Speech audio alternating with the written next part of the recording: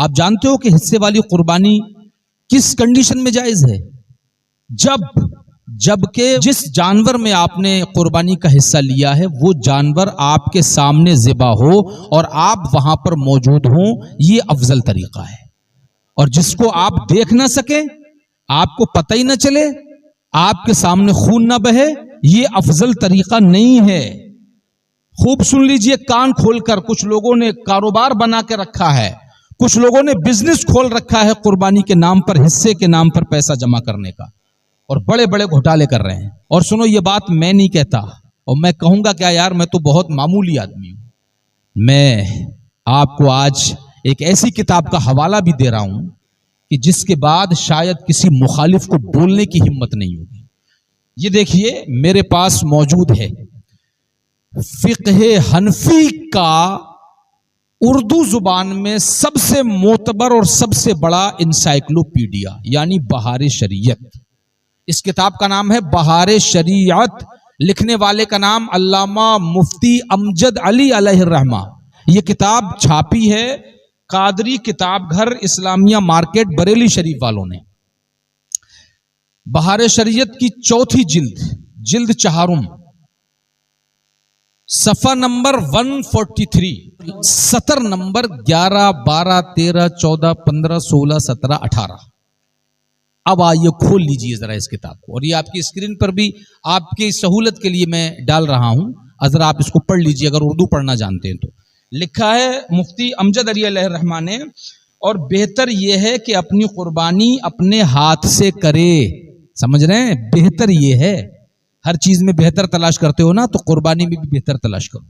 اور اگلے سنیے، اگر اچھی طرح ذبح کرنا جانتا ہو اور اگر اچھی طرح نہ جانتا ہو تو دوسرے کو حکم دے کہ وہ ذبح کرے، مگر اس صورت میں بہتر یہ ہے کہ وقت قربانی حاضر ہو۔ سمجھے؟ ذرا غور کر لیجئے۔ 3 سال پہلے میں نے اس موضوع پر ایک اور ویڈیو بنایا تھا، تو لوگوں نے بڑے تان و تشنی کے تیر مجھ پہ برسائے تھے، لیکن میں نے پرواہ نہیں کی۔ اب میں دلیل کے ساتھ آپ کی بارگاہ میں حاضر ہوں۔ آگے بڑھتے ہیں۔ اسی کتاب کے اسی صفحہ نمبر پہ لکھا ہوا ہے، حدیث میں ہے حضور اقدس صلی اللہ تعالی علیہ وسلم نے حضرت فاطمہ زہرا رضی اللہ تعالی عنہا سے فرمایا، کھڑی ہو جاؤ اور اپنی قربانی کے پاس حاضر ہو جاؤ کہ اس کے خون کے پہلے ہی قطرہ میں جو کچھ گناہ کیے ہیں سب کی مغفرت ہو جائے گی۔ یہ کس سے فرما رہے ہیں رسول اللہ؟ اپنی اس بیٹی سے جس کے بالوں کی سیاہی کو کبھی آسمان کے سورج نے بھی نہیں دیکھا، لیکن قربانی کے وقت کیا کہہ رہے ہیں کہ قربانی کے جانور کے پاس کھڑی ہو جاؤ۔ اللہ اکبر، ذرا غور تو کریں۔ اور آگے پڑھیے کیا لکھا ہے۔ اس پر ابو سعید خدری رضی اللہ تعالیٰ عنہ نے عرض کی، یا نبی اللہ، یہ آپ کی آل کے لیے خاص ہے یا آپ کی آل کے لیے بھی ہے اور عامہ مسلمین کے لیے بھی؟ فرمایا کہ میری آل کے لیے بھی خاص ہے اور تمام مسلمین کے لیے عام بھی ہے۔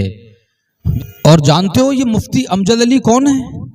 یہ وہ ہیں جن کو اعلیٰ حضرت امام احمد رضا خان نے علم کی مشین فرمایا، کہا میرا امجد علم کی مشین ہے، اور پھر خود ارشاد فرمایا اپنی شاعری میں، کہا میرا امجد مجد کا پکا، اس سے بہت کچیاتے یہ ہیں۔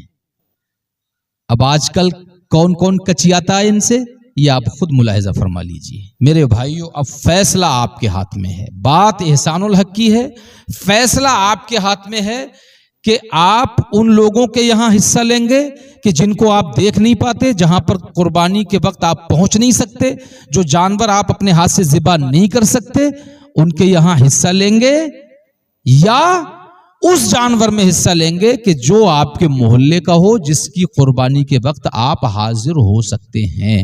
تو بس بات میں نے آپ کو سنا دی، فیصلہ آپ کے ہاتھ ہے، حق بات کہہ دینا یہ ہماری ذمہ داری ہے۔ اب چاہے کوئی کچھ بھی کہے، کتنا ہی مخالف ہو جائے، لیکن ان لوگوں کے لیے یہ بجلی بن کر کے گرنے والی بات ہے کہ جنہوں نے قربانی کو دھندا بنایا ہوا ہے، بزنس بنایا ہوا ہے۔ اس لیے تم نہیں جانتے کہ اس کے دور رس نتائج، دور گامی پریڑام کتنے خطرناک ہوں گے۔ کل کو گورنمنٹ بھی تو کہے گی نا کہ جب تمہارے یہاں دوسری جگہ پیسے بھیج کے کام چل جاتا ہے تو یہاں خون خرابہ کیوں کر رہے ہو، یہ بند کرو۔ اور پھر تمہارے ہی ذریعے کیا گیا کام تمہارے ہی خلاف نذیر بنا کر کے تمہیں قربانی کرنے سے روک دیا جائے گا. تب یہ ایجنٹ، یہ بزنس مین پھر تمہیں بتانے نہیں آئیں گے کہ تم نے ان کے کہنے پر کتنا موٹا نقصان کر لیا اپنا. اس لیے ان مکاروں سے ہوشیار ہو جاؤ. اپنی قربانی اگر حصہ بھی لینا ہے تو حصہ وہاں لو جہاں پر آپ قربانی کے وقت جانور کے پاس موجود ہوں. یہی قربانی کا سب سے بہتر طریقہ ہے. اب آپ خود سمجھ لیجئے کہ آپ ٹھیک کر رہے ہیں یا غلط کر رہے ہیں. وما علینا الا البلاغ.